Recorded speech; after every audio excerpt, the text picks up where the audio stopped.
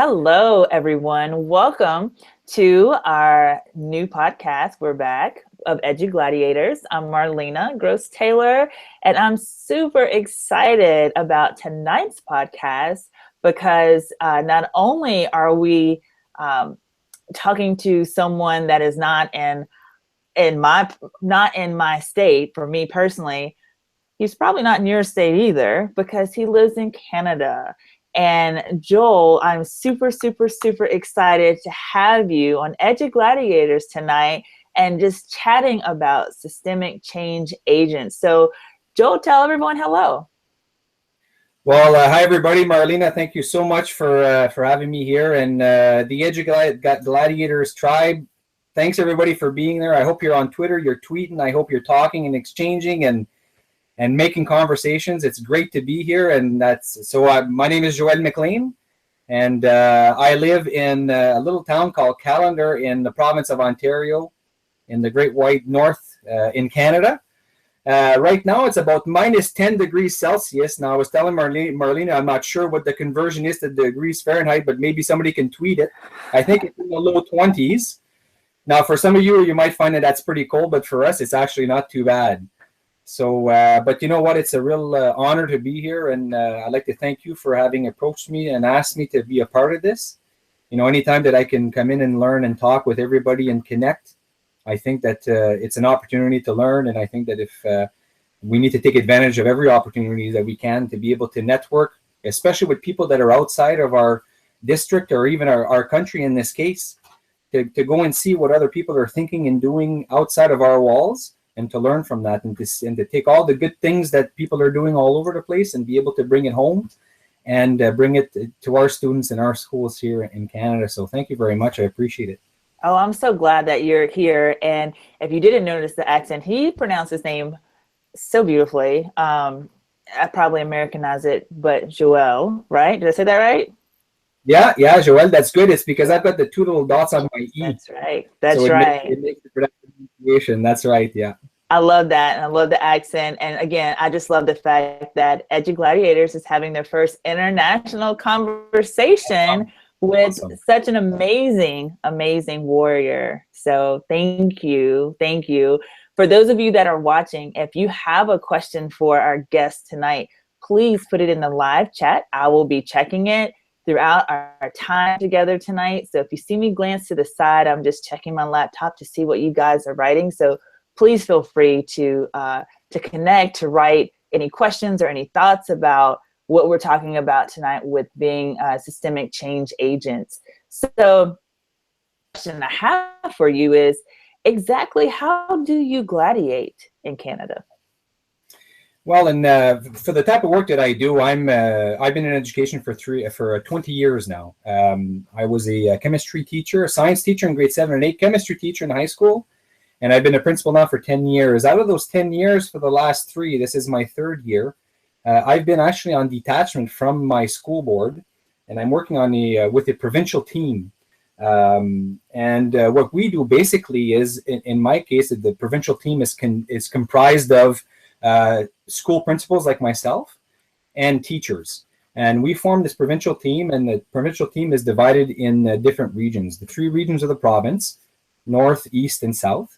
And what we do is in working with school boards will select schools that we will be working with based on criteria, based on tools that we have built and that we have shared with the school boards to help them make some good choices as to which schools we can work with.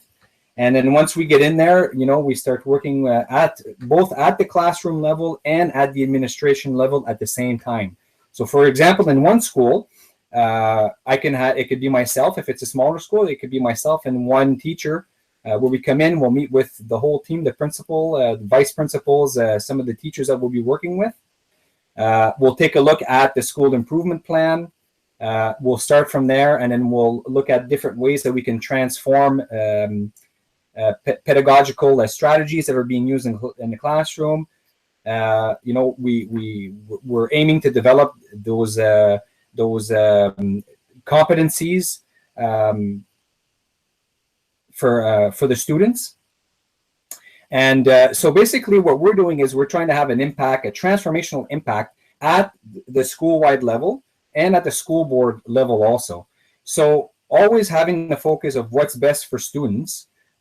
We come in, we'll bring in that experience that we've been having throughout the province in different schools, different school boards, what best practice looks like. We're sharing, what best practice looks like at both at the classroom level and at the administrative level. So for myself, for example, as a school principal, well, I'll be working with the school principal in that particular school, and we'll be working on things like leadership. What kinds of things can the principal develop to be able to become a better leader? What is it that we can develop? What competencies can we develop for the principal to be able to take that zoom out and to look at the big picture, to be able to become a model of collaboration, a model of lifetime, of being a lifelong learner, a model of what good pedagogy looks like, and how that principal can come into the classroom and be able to support their staff and give them everything that they need to be able at the end point to give students a really different and fantastic learning opportunity in the classroom. So we talk about learning, we talk about developing relationships, we talk about being models, we talk about integration of technology, how that can become a really strong lever in what we're trying to do, and developing those competencies that are so important for today and tomorrow's jobs for our students and for ourselves also. Because if we don't understand and if we don't practice those competencies, well, it's much harder for us to be able to transmit those and show our students how that these competencies are important, how we can use them to develop ourselves, and the same goes for the principal, how he can develop those competencies also and those skills. So for us, it's really at that level, and we try to bring it into at the classroom level, but at the same time as we try to make sure that everything is lined up between what goes on at the principal level of the school and the communication and the leadership skills, and what's going on at the classroom level, so that everybody's on the same playing field. And we bring in that provincial experience, we bring in those best practices, and we just share with everybody. I love that. The title of tonight's chat is being systemic change agents. And so one of the things that we were chatting about before we went live was, what do those systems look like in Canada, compared to in the US? So Joël, if you will just talk a little bit more about, you said you were on detachment. What does that mean exactly? Because I know that is not something that we have here, definitely not in Tennessee, in the states that I've worked in the United States. So what does that mean, so we can kind of understand what that means to have that systemic change? Absolutely. So basically detachment, or some people also refer to it as a secondment. So basically what it is I'm a school principal, and the Ministry of Education here in the province of Ontario provides funding, and depending on the initiatives, and in this case, the initiative that started about 2.5 years ago, the idea was to put together a team that can be able to accompany schools in transforming those pedagogical strategies and learning experience for students at the 21st century. So basically, what they did is they went into the schools and they said, listen, we need some principals, because we understand the need and the importance to be able to develop the leadership at school level, because research shows that that's what has the biggest impact in schools, or one of the elements that has the biggest impact is the leadership. So basically, being on detachment, what it means is that my school board allows me, and I thank them for that, they allow me to be completely detached from my school, so at 100%, so that I can actually be working in this position in this provincial team. So in my case, while I'm doing this work, I'm actually not tied to my school board as per se. So I'm not still tied to my school and have responsibilities and everything that comes with being a school principal in that building. So basically, it's 100% detached from that. My place is still assured. I still have my job is still waiting for me there in my school board. That's a really important part of it. But we really recognize and thank our school boards here in Ontario, anyways, because they actually allow us to be able to completely, pick up and join this team and really develop ourselves as leaders, and to go and get this provincial experience. Because, for school boards, you have to understand, I think anyways, it's a great investment, because, this detachment isn't going to last forever, that's for sure. And for school boards, having people developing at that level, it's an investment. So, eventually we're going to bring them back and say, listen, let's put to good use this experience that you've gained to make, our system, our school board that much better, and our schools that much better, and advance the leadership development in our boards, and the classroom development, and the learning experience. So really, it's a win-win situation, and it's an unbelievable experience and an opportunity. It's transformational to be able to really concentrate at 100% doing the work that I'm doing now, and not being tied back, because I know that it's not the same everywhere, but it's definitely a benefit being completely detached. I'll use that word from the building that I was responsible for before, and the students and the great parents and the great staff, and being able to really concentrate on developing myself, being the best that I can be, and being on top of the game, because there's the people are expecting that when you walk into the buildings, and you're coming in with all these resources and this experience. So expectations are high, and that just pushes you to be even better. So I think to be able to really get to that point, it takes time and it takes investment, and it makes it a lot easier for sure. Being 100% detached from that, and be able to do that job at 100% capacity. Absolutely. I'm a little jealous that we don't have such a model right now, but hey, maybe we can change that. We can advocate for that. One thing you said, Joel, when we were talking about this before the podcast, you said that you are not the same educator, the same principal, the same leader before joining in this broader group. How so? How have you changed from being detached and being part of the provincial group?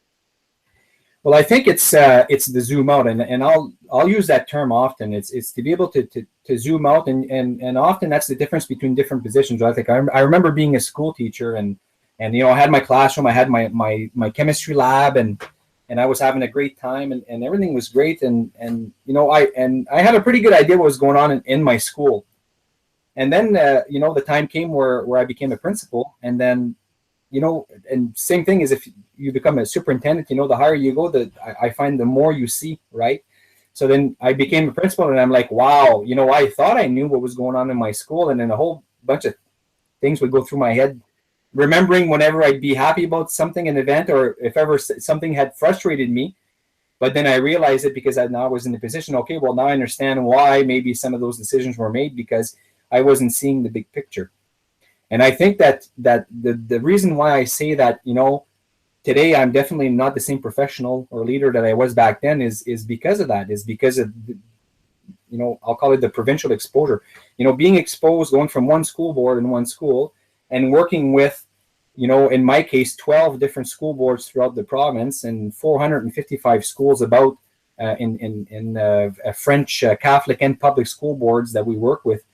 And presently I'm working with about 15 school principals throughout Northern Ontario. And these are 15, highly motivated, energetic, fantastic administrators and educators and leaders.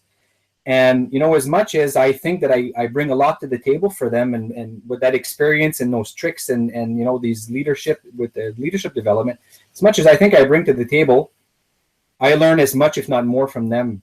So you can imagine when you're exposed to 15 different ways or 15 different people that run their schools in different ways and communicate in certain ways and use these technological tools to develop competencies and approaches. And it's just, the learning is just unbelievable. And, and just at our provincial team level, the other members of my team that are principals and that are teachers, these people are just absolutely amazing. They blow my mind every time we get together and we have provincial meetings and we exchange, we talk, we do some professional development. It's the kind of people that when you're around, you just create that buzz and you create that energy. and you just come out of there and you're energized and you just want to learn more and you want to go forward and you want to change the world. So, it's that collective intelligence that makes all the difference in the world. And, and we feel that in our professional circles also, in our Twitter accounts and the people that we follow, the groups that we follow, EduGladiators, the exchanges, the information, the energy that we give each other, that we feed off of each other. It's really that collective intelligence that can be really transformational. So of course, when you come in and you just dive into this sea of information and of learning, and you have the time also to learn, because don't forget, I'm not attached to a school, so I don't have the responsibility right now of X number of students and staff and everything else that comes with being an administrator in a building. I don't have that part of it, so I can really, concentrate on that aspect of my development. And I've got all of these people in my professional circles where I can go and I can talk with, and I can exchange, and I can learn, and I can grow. So it's really a phenomenal experience. And you can't go into something like this and not come out transformed. And if in a positive manner, you just grow and you keep growing, and doors open and opportunities present themselves. Like today, being here with you guys is absolutely fantastic. And for me, it's a huge, it's learning. It's a huge opportunity to be able to connect with you and with the people that are hopefully tweeting right now and that are exchanging following this conversation. And hopefully after, you'll be exchanging again and still talking about it. And it's amazing. There's really no other way to put it. Just by saying that it's amazing, with amazing people. You're sweet. Thank you. We're just honored. I'm just blown away right now to be connected, and here I am in Nashville, and then you're in Canada, and we're having this incredible conversation and sharing. So tell me this. I would love to hear this. For us in the United States, and I'm speaking for the whole, I think I can. One of the barriers that we've been fighting as educators over the last several years has been standardized testing and over testing in all grade levels, from definitely about 3rd grade all the way through 12th grade, and just all that comes with that, and how that's kind of changed over the years. It's kind of taken for many the joy out of teaching. And so we have worked as educators as a whole in changing that narrative, taking that control back, advocating for our kids about the over testing.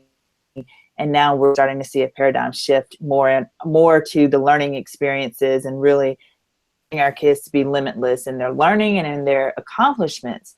That's our barrier, one of the main ones as educators here in the States.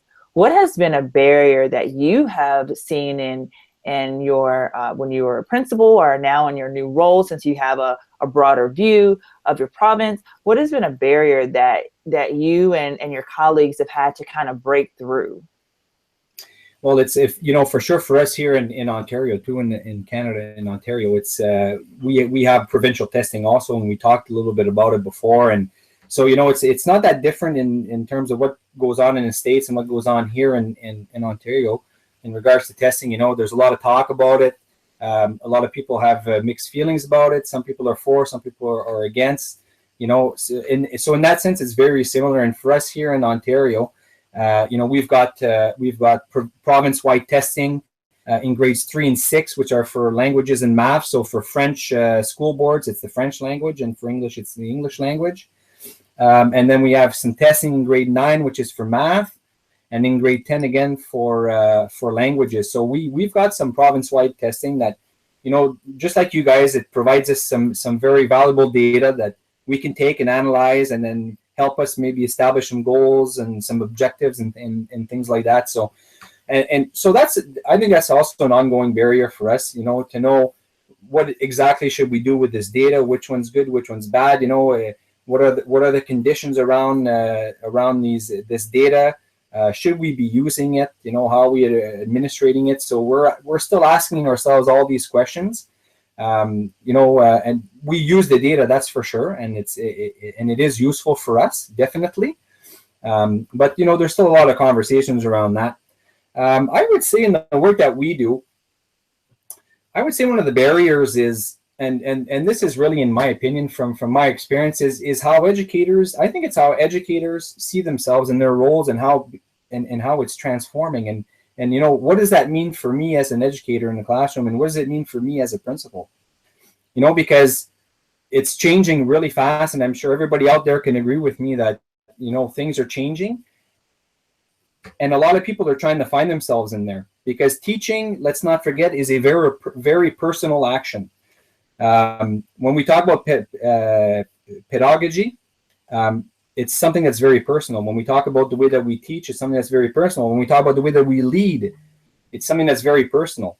And for many years, as everybody knows, we've done things with our classroom doors closed or our administrative door closed, and there's not a lot of talking or collaboration or sharing going on. But now we're called upon, we're called upon to change that. And the reason why we're called upon to change that is because, the world has changed and the society has changed. And we've heard all this before from people like George Couros and others like him, that are passing on some great messages. And, and I think that's a big barrier. It's really to find myself. And what does it mean for me as an educator? What is it that I need to do to make sure that I don't miss the boat? Because, the boat, that's a non-negotiable. It's going to leave port. And I have to decide, do I want to be on the boat or do I not want to be on the boat? So it's really a personal decision that every individual has to make and say, listen, what is it that I need to do and invest to make sure that the kids that are sitting in my classroom have the best experience possible, that I get them ready for the future. But at the same time, what is it that I need to do to make sure that I get the best possible experience in it, and that I grow as an individual, as a professional, that I grow as a teacher, that I grow as an administrator? So how do I see myself in that transformation, and how is it that we come to be able to transform that culture at my school level, at my school board level, in my country, to be able to really make an impact and be the best educator that I can be, So I think that's really a barrier, that's really interesting to work with, because there's a lot of links to, it's very personal. So it has a lot to do with when we come in and work with people, we establish relationships and we gain trust. And it's really in those exchanges and in those conversations that we're able to discover a lot of things about ourselves just by talking with others.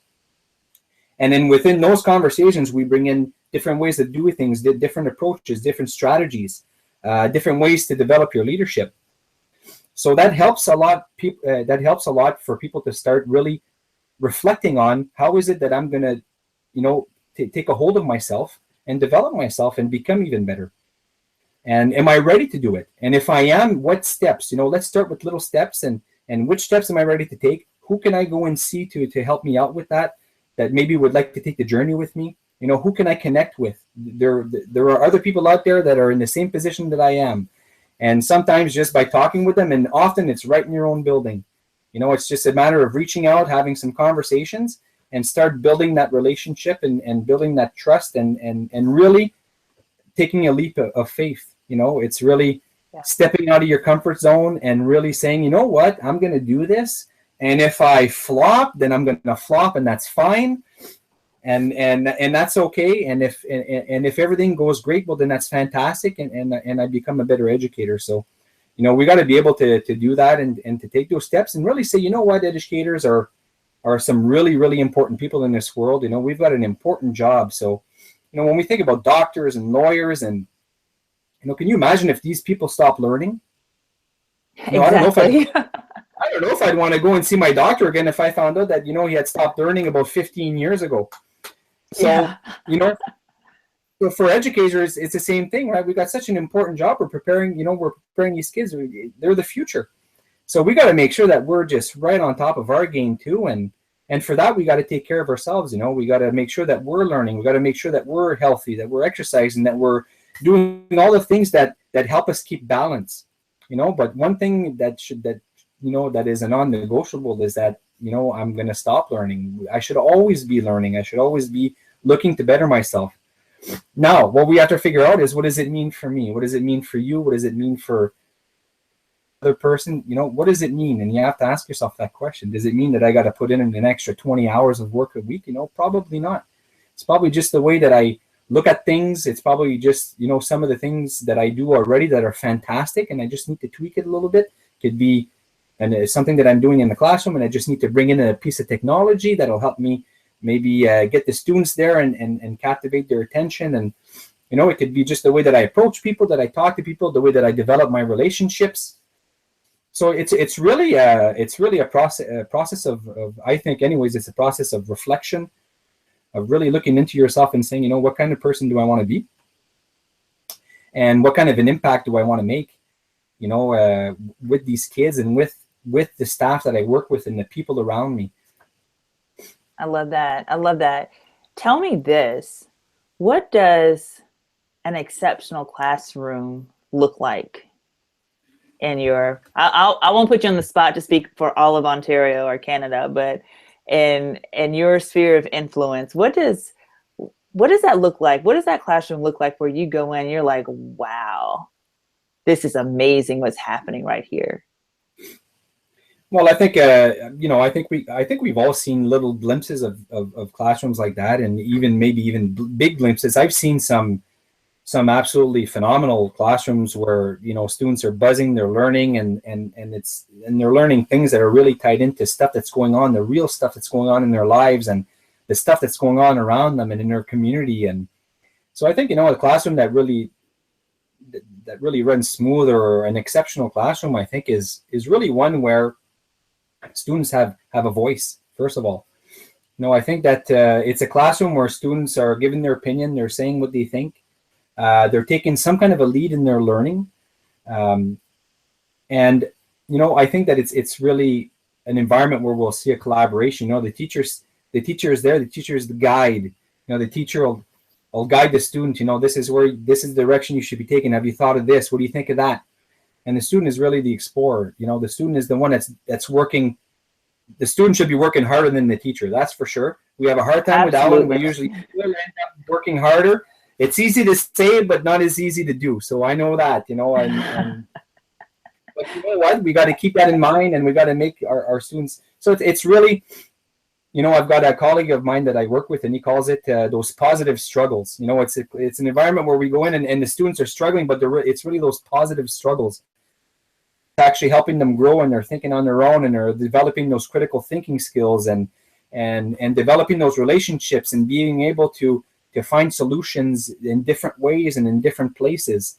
So, and that classroom can look like anything. It could be, I've seen it in classrooms where schools and school boards have spent thousands of dollars, hundreds of thousands of dollars even in technology, and put a whole bunch of stuff and toys and technology and chairs and tables and what have you.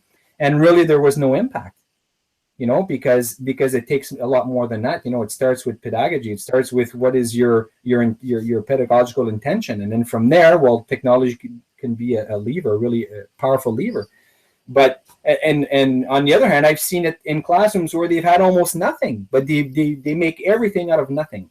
Yeah. It's really an environment where the kids have their place, and they really assume their role, and they take their place, and they work, and they have those positive struggles, and the teacher is right there beside them, guiding them, not giving them the answer, but just nudging them enough to push them in the right direction and frustrate them at the same time, because that's the positive struggle, right? I like that term. Absolutely, and in that environment, well, what, if we can see, it's fantastic to see them using those tools. We're talking about laptops, we're talking about collaborative platforms such as, Office 365, Google Apps for education, whatever it is. Kids are into that stuff, or using it, or getting exposed to it, or finding different ways to communicate with it, to collaborate with it. It's an environment in which we're seeing a ton of feedback, as much as we can, a lot of constructive feedback, assessment for learning, not of learning, but a lot of assessment for learning, always giving feedback to the students developing portfolios, for example, where they just document their learning, and it's collaborative. So the teacher can go in and give feedback. And so if we can get that kind of a flow going in the classroom, I think that things, from my experience, and I've seen it many times in our province, things tend to take off by themselves. It's a natural flow, and it's a beautiful thing to see.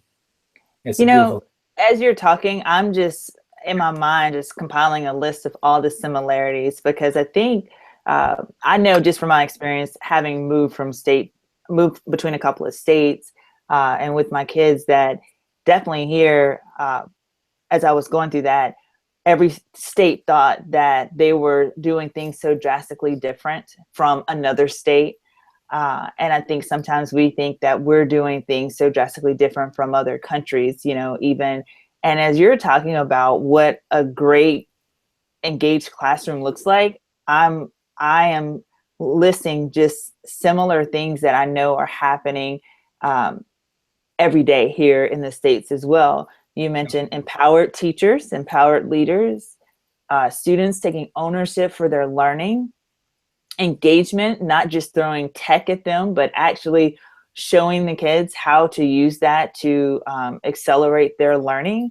And I just noticed a lot of similarities. I think maybe if we have more conversations with our colleagues, of course, in other states, if you're here in the United States, but also outside of our country, I think we'll find that we have more similarities and can continue to learn from how you guys are doing things in Ontario and how we're doing things in Tennessee and how other great folks are doing things in other states here. I think that could just be such a powerful connection. Because one of the things about EduGladiators, our vision is bringing in a new era of leadership, engagement, and advocacy, and not just for the students, but also for the educator, for the teachers, for the leaders. And as you're talking, I'm just saying, you know, wow, just amen and everything, because those are definitely things that we're trying to do here in the States as well, and trying to accomplish that. Before we leave, Joël, it's about our time, but I have to ask this question because it Already. always has a great answer. Who's your favorite superhero and why? So like now or when I was young or? Your choice. Have Oh you my. evolved? Well, yeah, you know what? I think that I've had different heroes throughout my life. You know, one that's consistent, of course, would have to be my dad, my father, and my mother. So they're definitely great role models for me and a great support system. My wife, of course, my family, my two kids, Caleb and Chloe. 13, my son, and my daughter's 11, both in competitive sports.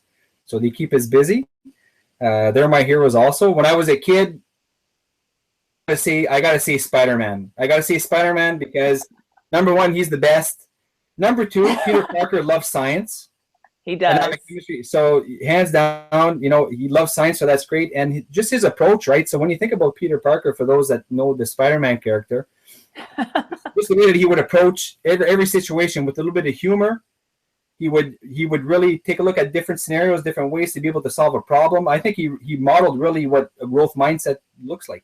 You know, when you think about it, you know, so selfless, a servant leader, because I think he eventually becomes a leader of a group, or I'm not sure, but so for me, he was definitely a hero. Other heroes are the people that I work with, of course. I'm not going to name them all now, but I'm sure that hopefully they're listening tonight, and so I just wanted to call that out to them and give them props for that. So they're my heroes because they push me every day to be better and to push further and to be able to give as much as I can and leave a great legacy, you know, behind, and you know, just to give everything that I can to the kids in our schools and to the teachers that are there, helping them along in their journey, and the principals that are there to, you know, to make sure that everybody has what they need and that everybody has a direction where they need to go. You know, it makes me think of, I talked about ships before. I seen this great quote where it said, you know, a ship is always safe when it's docked or at harbor, but ships weren't made to stay in the harbor. So, you know, we got to set sail, and you got to be the Spider-Man, and you got to be the Superman, and not all the time maybe, but you know, some of the time, especially for the kids, because they need the Supermans and they need the Spider-Mans, and we got to be the superheroes for each other too, because we have to support each other as teachers and as administrators. And that's why what we're doing tonight is just an example of that collective intelligence, of that support.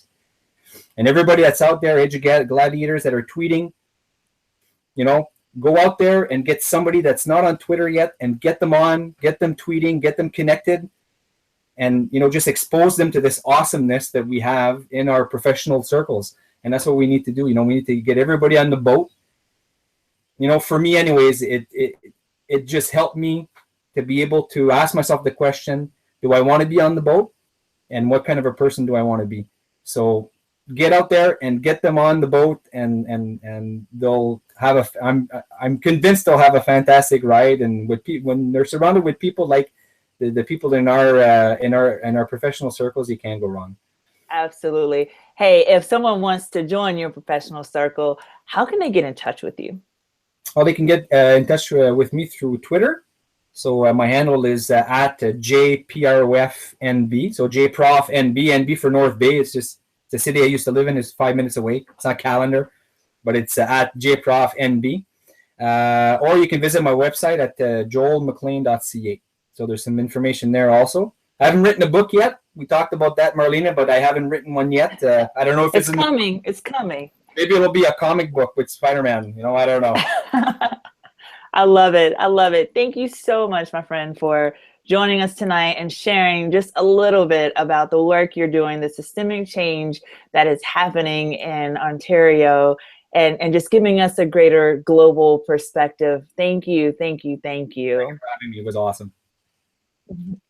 And for the rest of you warriors that are watching now live or watching the replay later, don't forget that on Saturday, we continue our series, We Are Family, with warrior Paul O'Neill, as he takes us through how to discipline from the heart. So you definitely don't want to miss that as well. Again, thank you for joining us tonight. Thank you for watching the replay. If you're watching the replay, be sure to follow us at EduGladiators.com and sign up for our latest newsletters. You can also find us on Twitter. We're on Instagram. We're also on Google Community. So many ways to connect with us, because that's what we want to do, is to connect with you, to encourage you, to help you usher in that new era of leadership, engagement, and advocacy. Have a great night, everyone.